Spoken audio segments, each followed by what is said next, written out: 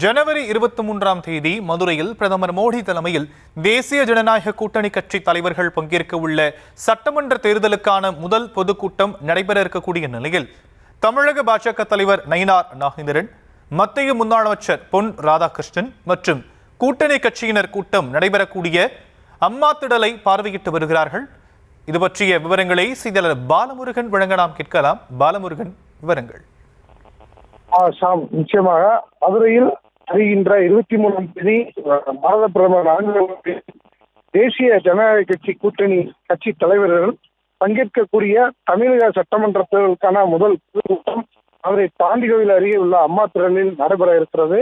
இந்த பொதுக்கூட்டம் பெறும் இடத்தை தமிழக பாரத ஜனதா கட்சி தலைவர் நயினார் நாகேந்திரன் மற்றும் கூட்டணி கட்சி உதயகுமார், முன்னாள் அமைச்சர் அதிமுக சட்ட உறுப்பினர் ராஜேஷ் செல்லப்பா, வேலூர் சட்டமன்ற உறுப்பினர் பெரிய உள்ளார் ஆகியோர் பொதுக்கூட்டம் நடைபெறும் இடத்தை ஆய்வு மேற்கொண்டார்கள். இந்த நிகழ்ச்சியில் பாஜக மூத்த தலைவர்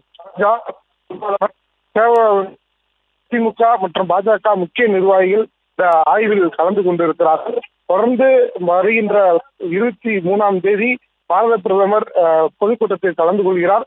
அதற்காக அந்த இடத்தை தேர்வு செய்து ஆய்வு மேற்கொண்டு வருகிறார்கள்.